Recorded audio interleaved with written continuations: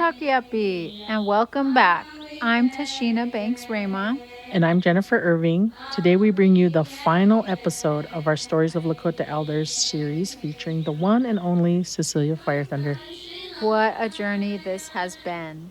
Laughter, learning, truth-telling, and so many powerful moments of remembering who we are as Lakota people. Yes, for this final episode, we were joined by someone who carries deep wisdom of her own, our guest co host, Ruthie Cedar Face.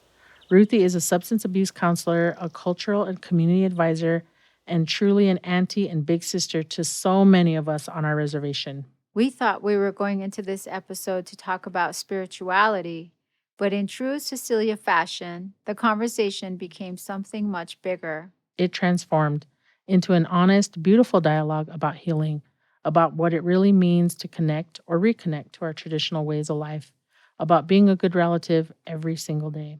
And together, Cecelia and Ruthie weave humor, real talk, and ceremony into something unforgettable. Their stories reminds us as women that we must heal ourselves first so we can help heal others too. So join us as we close this series in a good way, as we lift up our hopes for the future of our people and the generations yet to come. This episode is filled with reflection, laughter, accountability, and love. And it honors the truth that healing is our birthright and our responsibility. Let's wrap up this beautiful journey with Cecelia. One last episode filled with humor, healing, and the heart. Let's get started.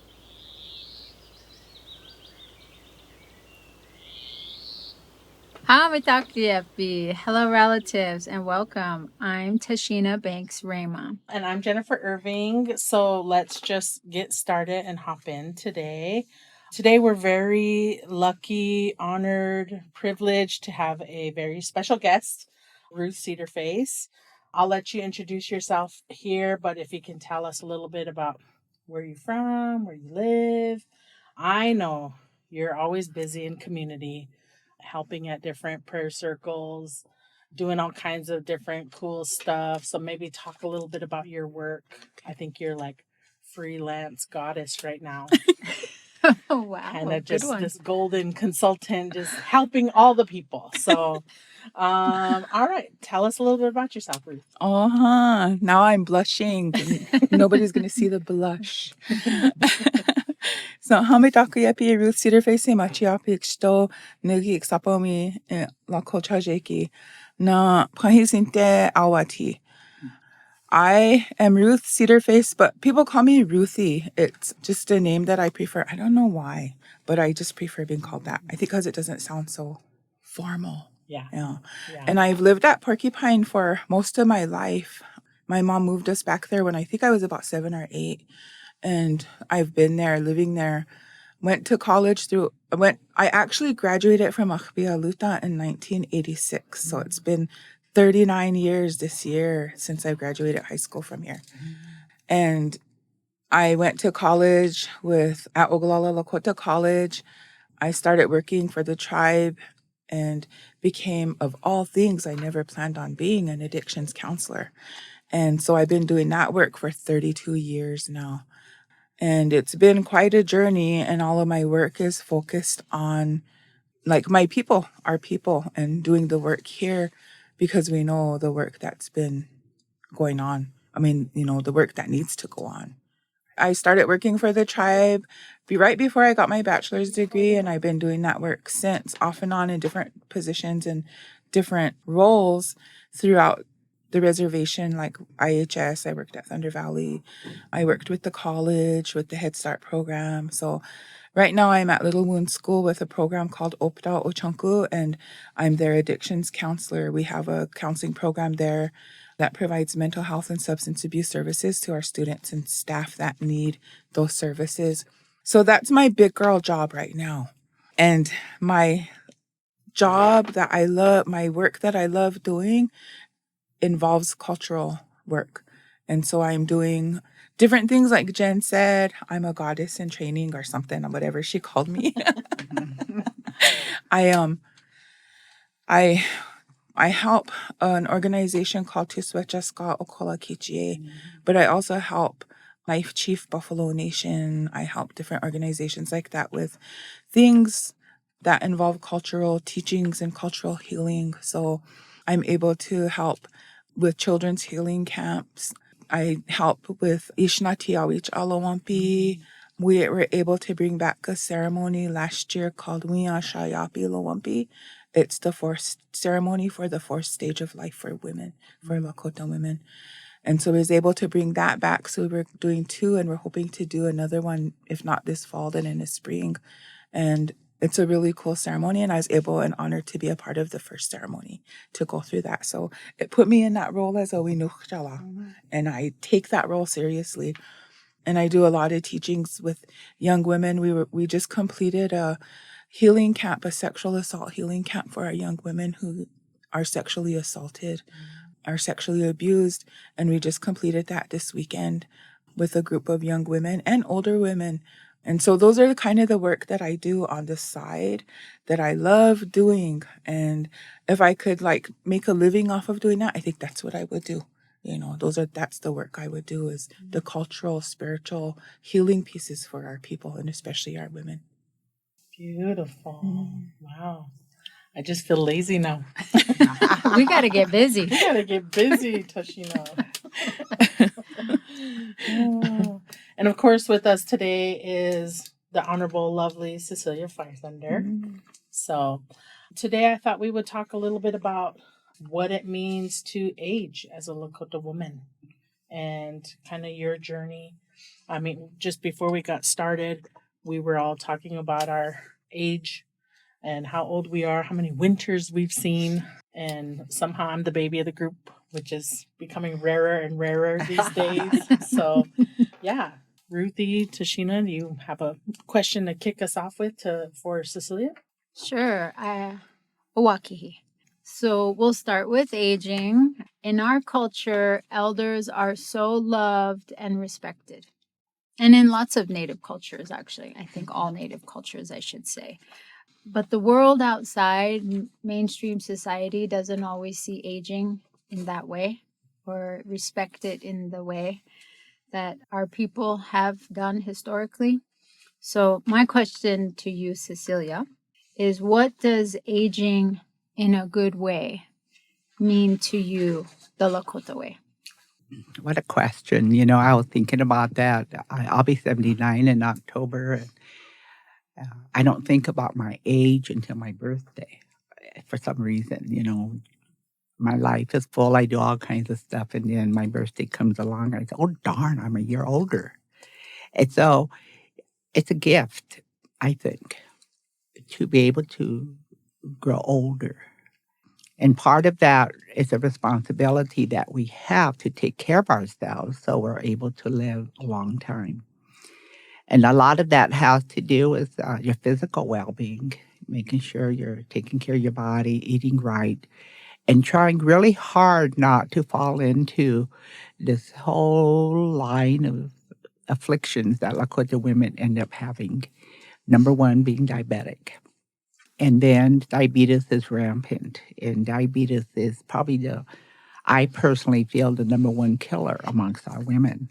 Unfortunately, most dialysis centers are not in the communities. You have to drive to a facility to get dialyzed. So I'm grateful that I'm able to take care of my physical health, that I'm not diabetic. We tease about that. They said, how come you're so single? I said, I'm not sweet yet. So my diabetes, my diabetic, somebody will carry me off into the sunset. So we tease about that. But it is the most important thing to grow older is to take care of your health, your physical health, and to know that we are high. If you're what I don't like to use the word, but if you're a Lakota woman living on Pine Ridge, you need to know these are the risk factors that can make a difference in how long you live. And the number one risk factor is diabetes and hypertension. You know, high blood pressure is very rampant, and only because, unfortunately, so many of our women live in high-stress families. You know, they have to be the economic survival of the family. If you look across Pine Ridge, falls on the shoulders of the older women.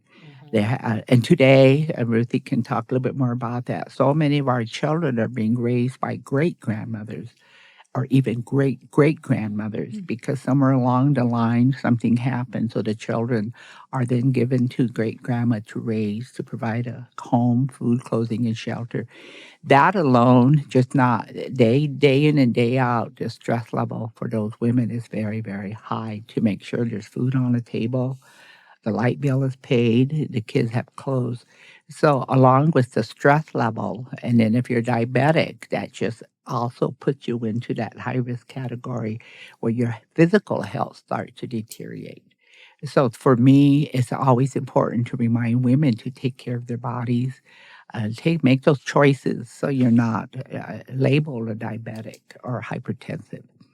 So to me, for the women who are listening, I think it's really important to take the time to assess yourself, analyze yourself, and say, what do I have to do so I can live longer? That's the goal, Live as long as we can, as healthy as we can. Yes, that's the key, you know.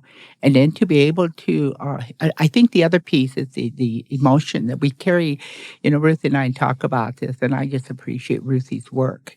And it's so many women carry so much inside of them, their hopes, their dreams that may not have actualized, relationships that didn't go well, a child in prison, a child that was taken from them at an early age. So women, Lakota women, internalize so many emotions and not be able to talk about it. And this is what we talk about is to give women permission to talk about your pain, talk about your whatever, even our failures. So many women don't want to talk about their failures. For example, if my son's in prison, she's saying, what did I do wrong? So she's blaming herself for her child being in prison, you know. And so we're taking on all these emotions and feelings, and then that can also create havoc with your body, your high blood pressure, right? Stress, the whole gamut of physical stuff that get connected with your emotions. And so a lot of our women, and this is what, I mean, I do that on the side. I do a lot of listening, and that's the key. Sometimes you can't fix them or help them, but just listening to them makes a difference, a world of difference. Shiwoglakapi, taku imaka meki owaglake. They're able to tell you what's bothering them, and then the only way that happens is if they trust you. Trust is a really key in women sharing all their secrets with you. And sometimes all they want to do is be heard. They don't need you to tell them what to do, how to do it. Because this is what I love about being a Lakota woman. We know what we have to do. Sometimes all those emotions and feelings prevent us from doing what we have to do. So it's always good to tell somebody, you know. So I can drive home and okay, now I'll take care of it. Right, Ruth? Yeah. I think kind of going a little bit deeper in that is that a lot of the problems that we have are our physical illnesses, our mental illnesses, emotional illnesses come from an initial trauma. So the root, the hutka of all of that is some type of trauma, whether it be for children. A lot of the stuff that I see for the ones I work with is the abandonment by a parent or parents. Sometimes it's because of their parents' own addiction. And they can't be a parent. They can't take care of it because of their own trauma. And sometimes it's, again, because of addiction. Like I work with 6 little girls right now who have no mother because their mother died from cirrhosis.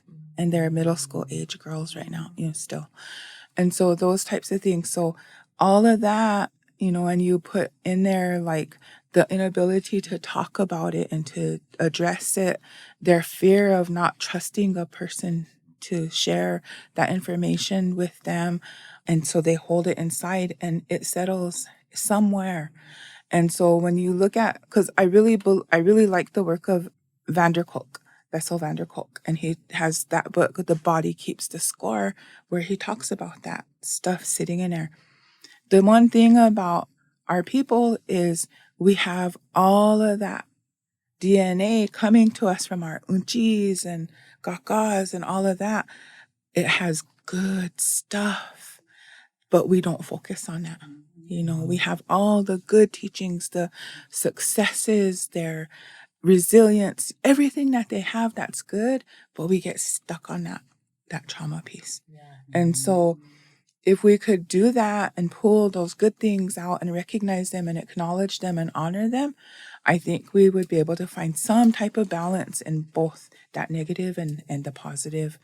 And getting people, because if you two ladies were to share something to me with me, I consider that sacred, because that's you and your spirit and your life. And I could never think of like saying, oh, Cecelia, guess what? Guess what Jen said? Guess, you know, because that is like violating that sacred trust that we need among women to start building each other, helping each other build. What do you think is the role of grandmothers and aunties in helping younger generations heal? Big question. That's a heavy question. But you got to remember that not all unchis know anything. They don't, we assume because you're an old woman, Lakota woman, you know stuff. Unfortunately, no. Because the impact of Western society, colonization, did a number of our generations.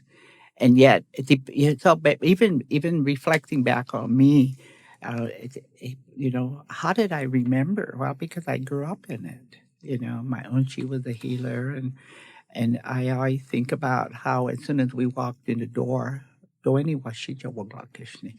So I grew up in a tioshpaye where no English was spoken. Okay, even we were at boarding school, we go home, doini washija waglakishni. And then so the language itself is a connection to the culture. Iapiki, connection to ceremonies. Iapiki.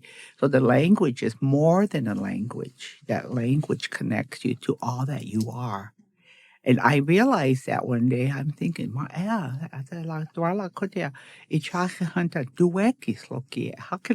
can I translate that?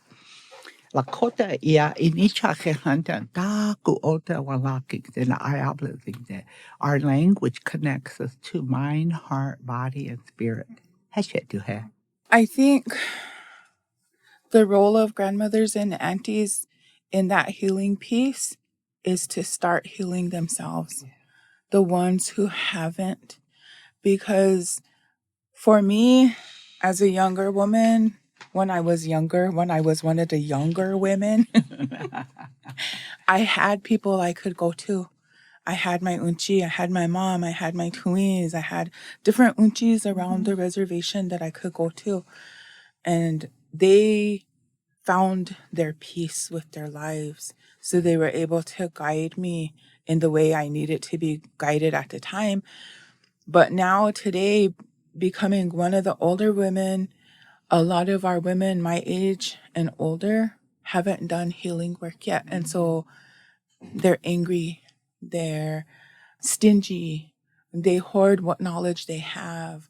So that healing piece has to happen so they can become those teachers to the younger women. And I know as I grew up and as I got older, I promised myself I would never be a hoarder of knowledge.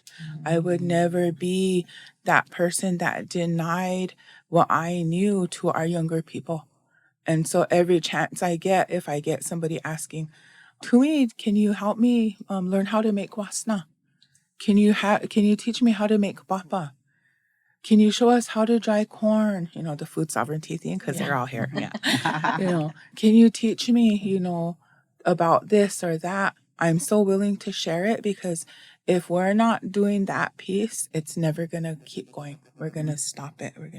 It's going to stop, and people are going to stop learning.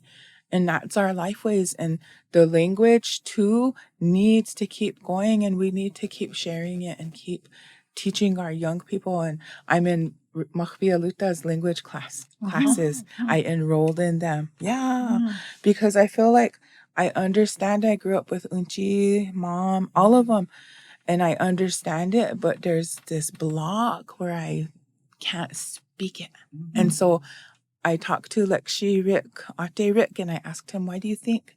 He said, that's where you have to find out what it is and then deal with it and then get rid of it. And so I think I did that. So I was ready to do the classes, But I think our healing has to continue throughout. It's going to happen until we die, until we go to the other side. We always have something to heal from.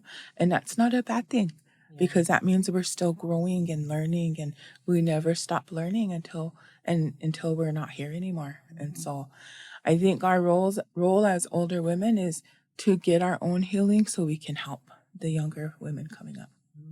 I think a lot of that has to do with modeling it too, to live it.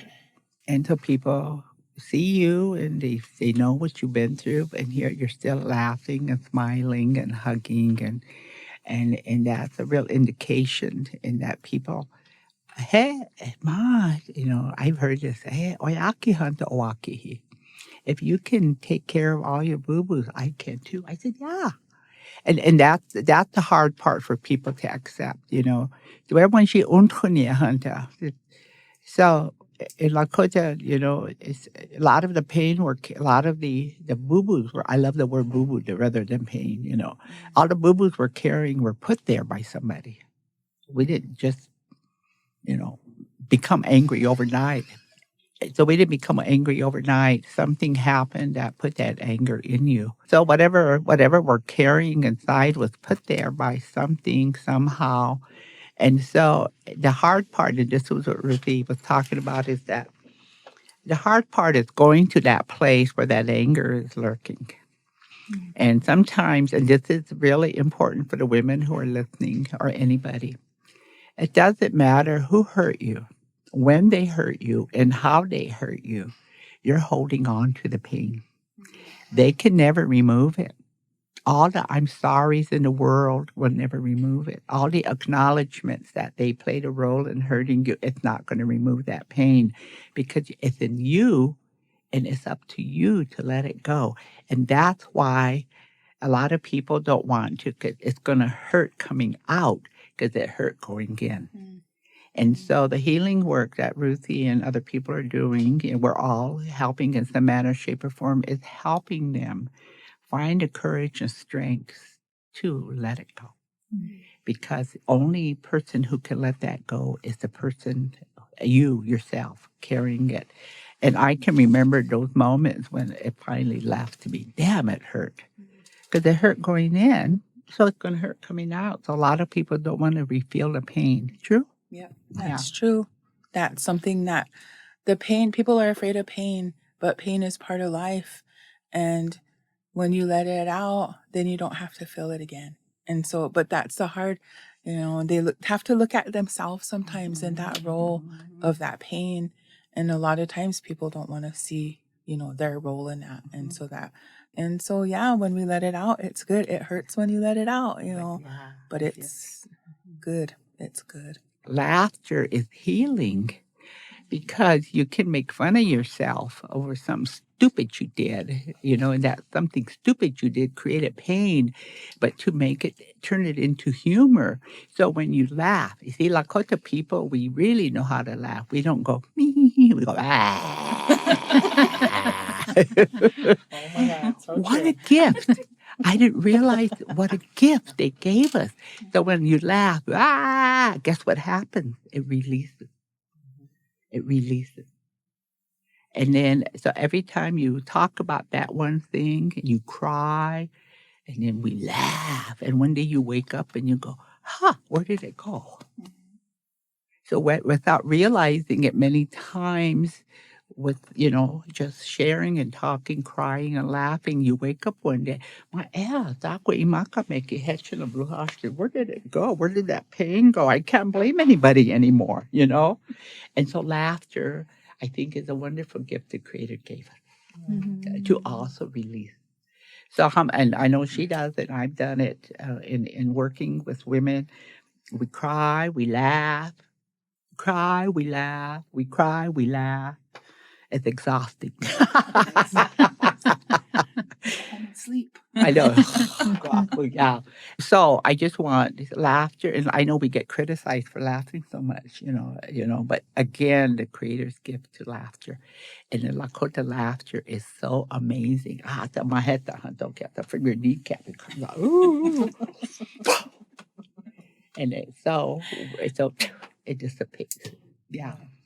I know a lot of times Western theories, Western teachings is laughter is a defense, but for Lakota people, for Native people, laughter is a healing mechanism. It's a medicine. It's a medicine. It really is. And I think when you look at, like our way of life was so advanced that we had the things we needed to help that healing along the way.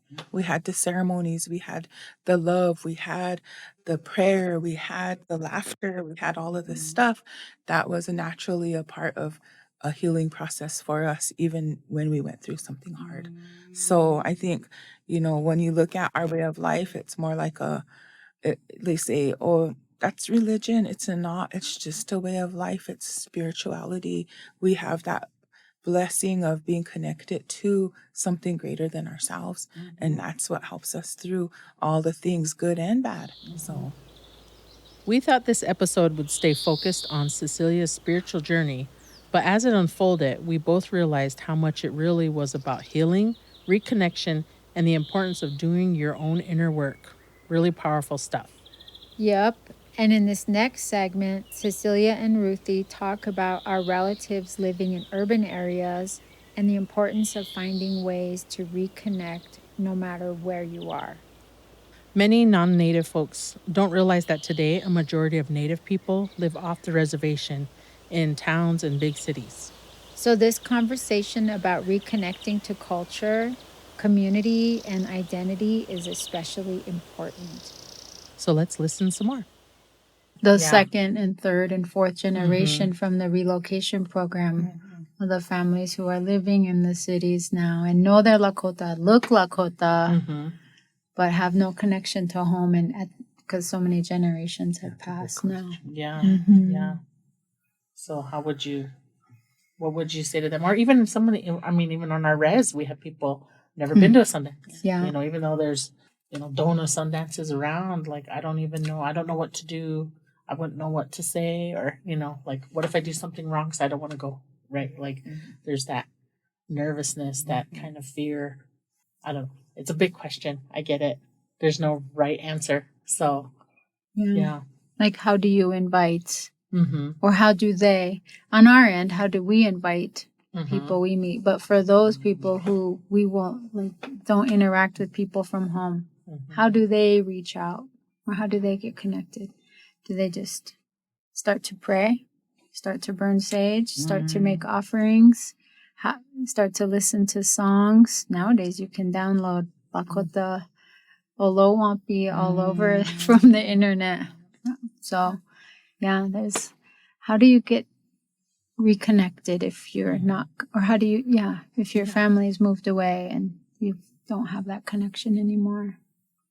Or even Nituehe or Matuehe. Matue is who am I? And that begins a journey to ask the question of who you are. My mom, my dad, my grandma, my grandpa. And a lot of people are doing that through research and family trees to connect genealogically. Is that how you say that? Yeah. I have a lot of people doing their DNA stuff too, And so who's ever listening, you need to know who you are. Reach out. And sometimes there's some big gaps there, especially in urban areas, because of the thousands of miles from Pine Ridge to Los Angeles. There's thousands of miles and lots of stuff got lost along the way. However, the beauty of technology and modern day knowledge and information is you can find out who you are. And that's important. Step number one, you do it. Hey, who are you?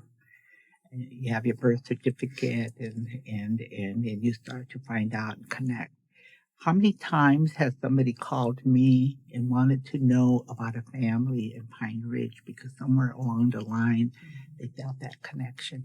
And the beauty is people in Pine Ridge, they find out somebody's related to them. We're always happy in it. Yeah. And for those of you who are listening, we never reject you. Come on. It's true. Yeah. So somebody from only years ago, mom and dad went away and then they had these children and grandchildren. All of a sudden they wanted to know who they are. They contact you and they give you a name. Oh yeah, they left here about 40 years ago. So those of you who are listening, please, please hear us. We're not going to reject you. We're going to accept you. And we're going to fill in the missing pieces. Go ahead. I think also, I mean, because like I work with a lot of young people on the reservation who aren't connected to any of that, and I think some of the things that I ask them to do is to never be afraid to ask questions, but they need to find people that are willing to help them, and that's why I say us women need to heal so that we could be that for them, whoever they are. Because usually it's the unchis that have all the genealogy and have all the, that's your cousin and that's yours. And so there's always that one that knows that.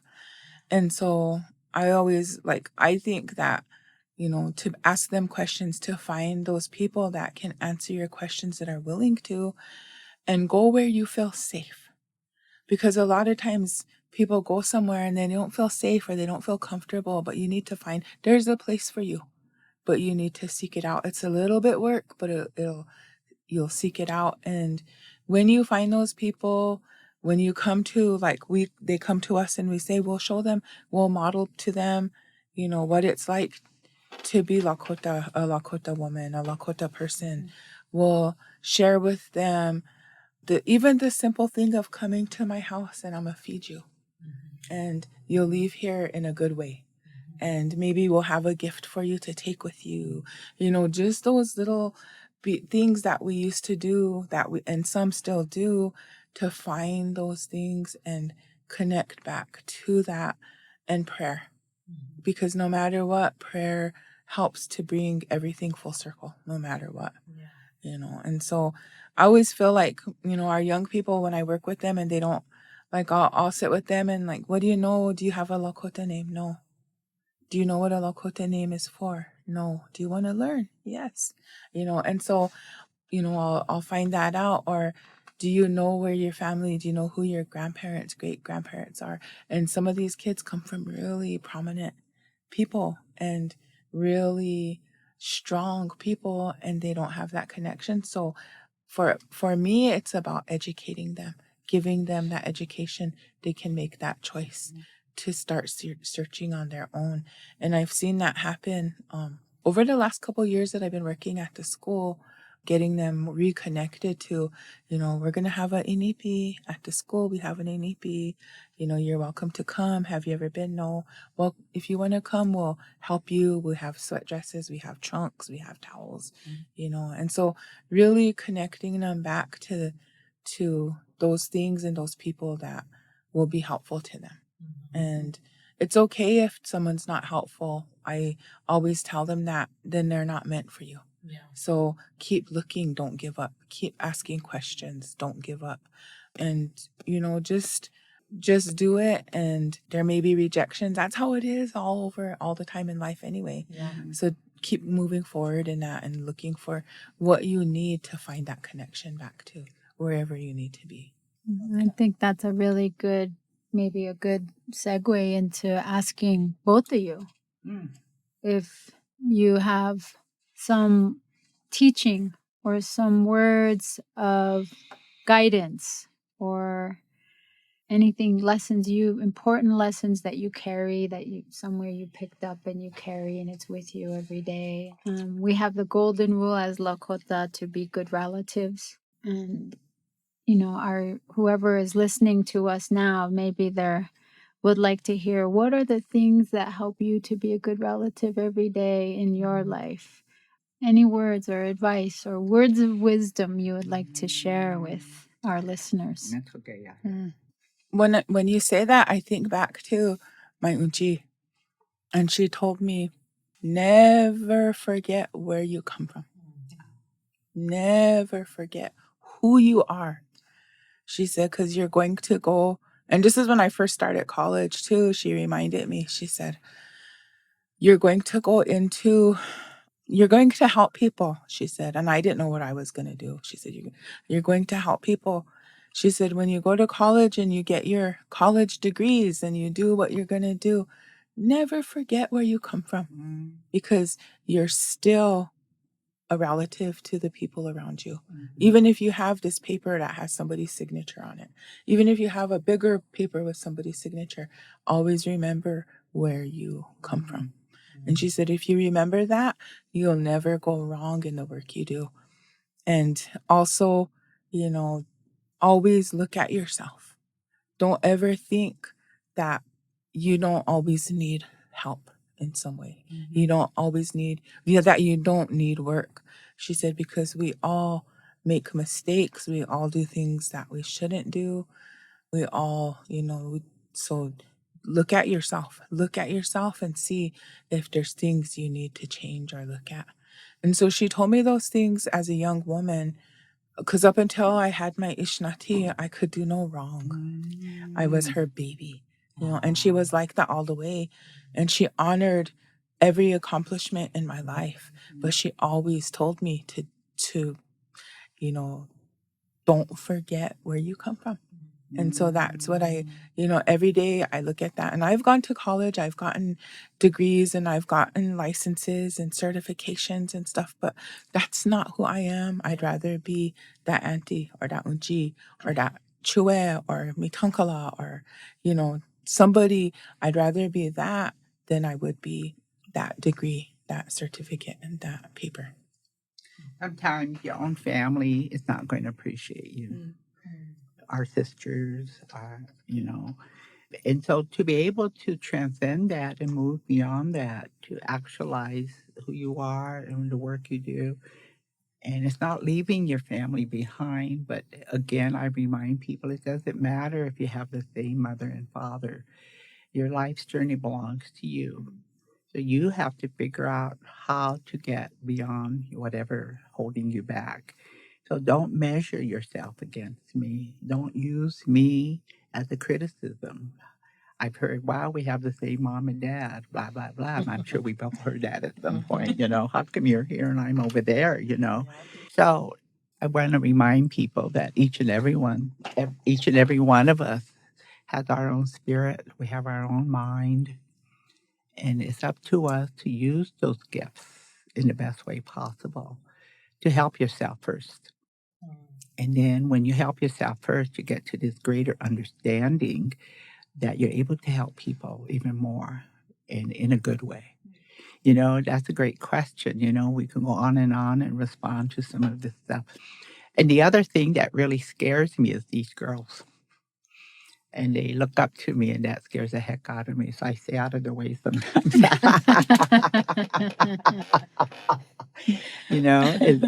To me, they call me auntie. And so in a family way, she's my, I don't know what to call her, Tragoja or Trojan.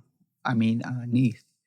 And so anyway, so her mom, me, same age. So then I said, well, just call her niece. And not Tragoja, because that makes me even older. I was calling you Chue because of Ate Rick and too. Yes. So Chue, so I'm your big sister.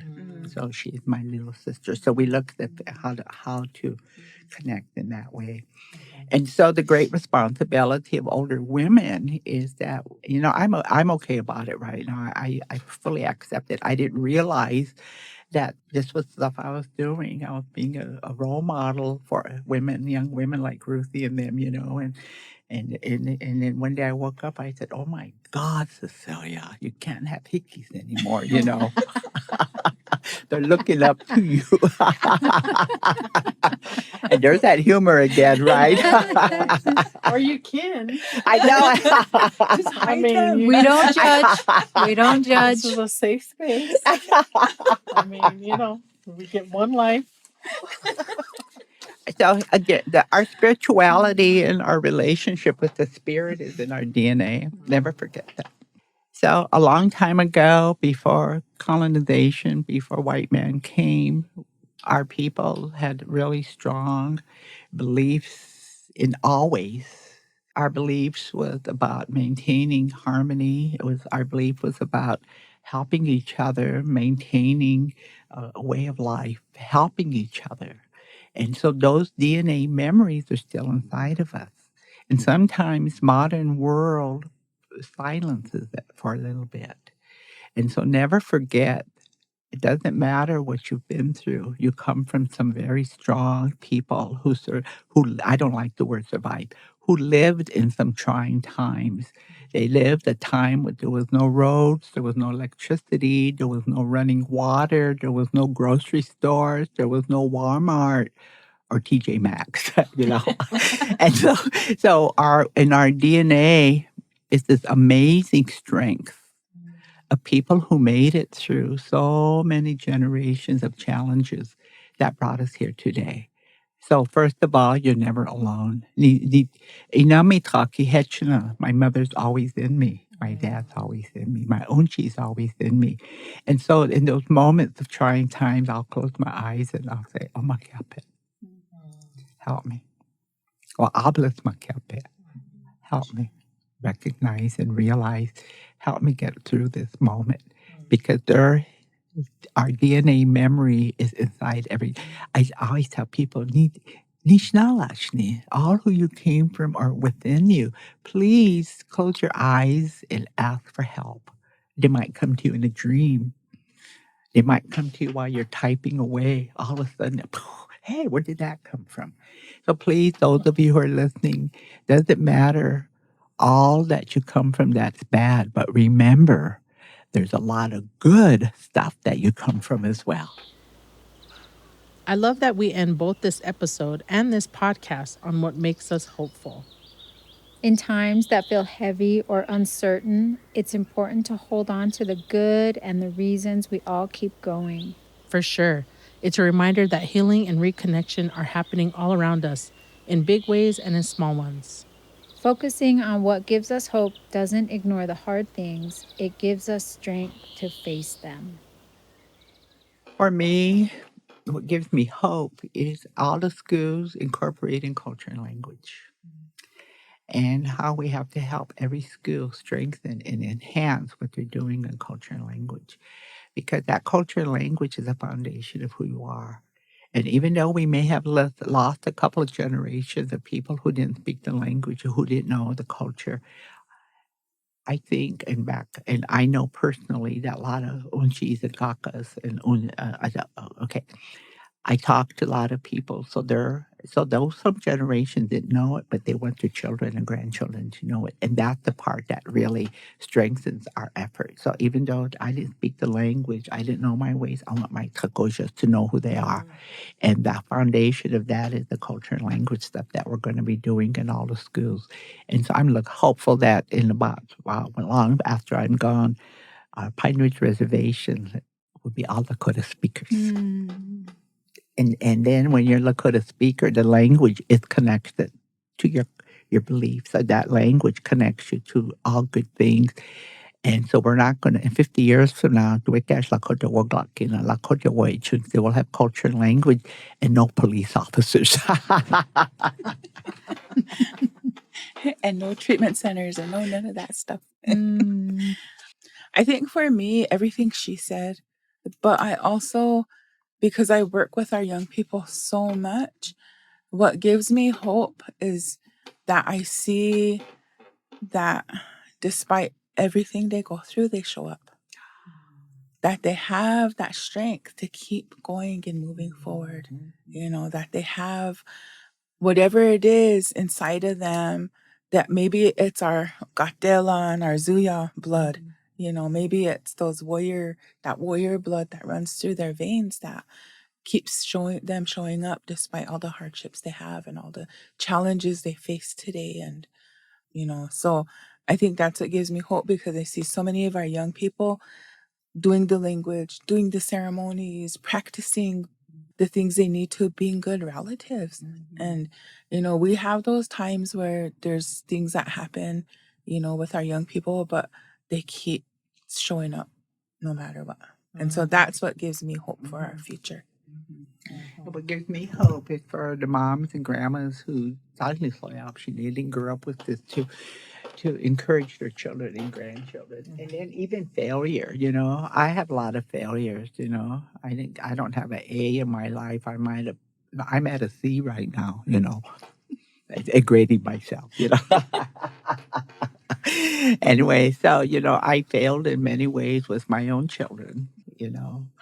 And I recognize that. So whatever I failed in my children, I work hard at the work I do to provide that missing piece for the schools so other children could learn more about who they are. And those are, here again, it's not a negative, it's a positive to accept your failures. And then what I did, I can't turn back the clock and fix it.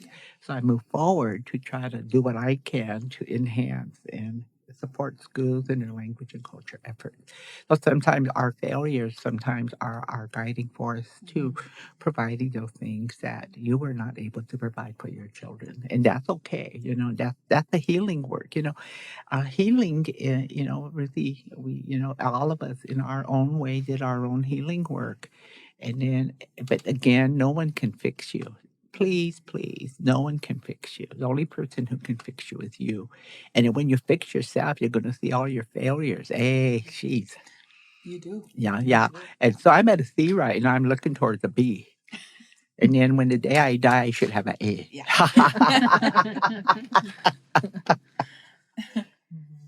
Jen, what about you? What is your hope? Oh, wow. Okay. Okay. I mean, very similar. I'm very hopeful. I guess I think of my daughter and how unapologetic she is to just be herself. And I see a lot of young people like that, So, yeah, one day she's gymnastic little girl doing gymnastic stuff, and then the next day she's putting on a shawl that she got at giveaway, and she's fancy shawl dancing in our yard, and she's saying, "Go inside. I want to dance out here by myself." Like I was out here first, right? So, so I see a lot of kids like that, incorporating and blending what they need to be themselves and express themselves. And so, yeah, I don't just see it in her. I see it in a lot of kids, a lot of kids just unapologetically speaking Lakota and playing basketball and, doing all of the things, and they're not having to choose. I think growing up in the 80s, we were taught, oh, you got to walk in two worlds. Like, they don't even know what that means. I never understood what that meant either, but, they're just doing what they need to do. And I think that's really beautiful. And I look at even like my nieces and nephews that at times struggle with substances, like they know what their struggles are. They'll say, like, this stuff happened to me, right? And they just lay it all out there. They're not trying to filter or like make excuses or anything either. So there's just this next generation of like just being unapologetic, and I just think that's so beautiful because I mean, again, we were talking about our high school, like trying to live life for somebody else or trying to make people happy or what. It's like kids nowadays are like, I'm just gonna be myself and be real. So the showing up part and yeah. How about you? I was witness very recently to, well, I guess before I say the story, is that what I see here with some of our young ones is they're culture bearers already. Some of them already are. Yeah. True. Yeah. And they're young culture bearers already, And there's many of them. And I was witness this past weekend. We went to one of my Tojans passed away unexpectedly, and we went, of course, and my aunt asked us if we would plan to sing at her, when it was time to dress her. And so we went into this space, and my two young daughters, who just have gone through their Ishnati ceremony, came into this space, and they brought their voices and they sang these beautiful songs, these memorial songs, Dokia Ilahe. And that room, boy, there was tears, but they just brought this healing to the space for all of us. And because of their learnings at Ishnati, and also the teachings that they've been learning under one of our culture bearers here in the community, they were able to make her moccasins and send her into the spirit world in a beautiful way. And so, anyway, the young culture bearers of our community, I have hope because of them. Well, Ruthie, thank you so much for making the journey to be here today. We're very thankful and grateful that you were able to sit in with us and offer insight and share some stories and words and teachings. It was really beautiful. It's really beautiful to kind of watch your dynamic together, you and Cecelia as well. So, yeah, I just want to say thank you for that. And Yeah, that was fun. Mm-hmm. That was fun having a guest on our podcast. Thank you. It was so exciting. Okay. Well, thank you for joining us. Take care of yourselves. Take care of each other. Okichi yape. Okichi yape. And walk in a good way. Doksha kewa chian kapikte.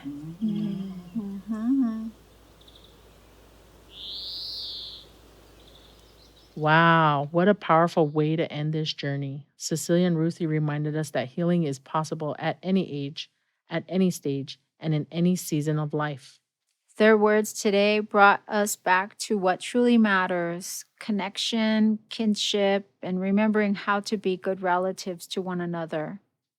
They reminded us that spirituality isn't separate from daily life. It lives in how we speak to each other, how we care for one another, and how we show up for our families and communities. And woven throughout today's conversation was a truth our aunties always teach us. As women, we must heal ourselves first so we can help others heal too. That kind of healing, personal, relational, and cultural, gives us such hope for our future. Hope rooted in culture and tradition, and especially in our youth. Our young people carry these teachings in ways that are bold, creative, and deeply grounded. They're watching how we heal, how we reconnect, and how we choose to move forward. And every time they choose culture, choose connection, choose healing, they affirm that our future is bright. Their resilience is where our hope lives. To all of you who joined us across this series, Wopila Tanka. Thank you for listening, learning, laughing, and remembering with us. Continue to make space for healing, continue to make space for stories, and continue to make space for each other and for our relatives returning to the home fires. From the studio at Machpialuta, we're grateful to have spent this time with you. And we're especially grateful to Cecelia Fire Thunder for her courage, wisdom, humor, and generosity. Wopila Tanka. Thank you for walking with us.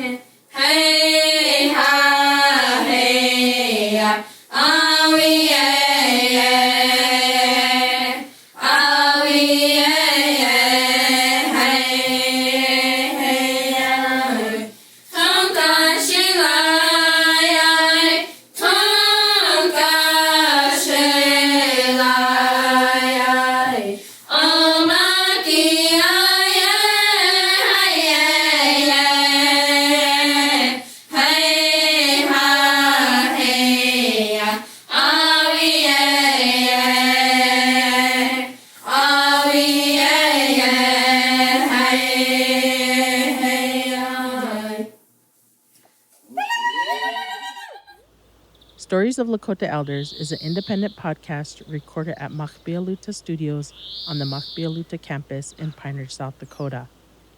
This project is supported in part by the Better Way Foundation, with studio support from South Dakota Public Broadcasting, and editing, sound design, and production support from our friends at Podtex. You can listen to Stories of Lakota Elders wherever you get your podcasts.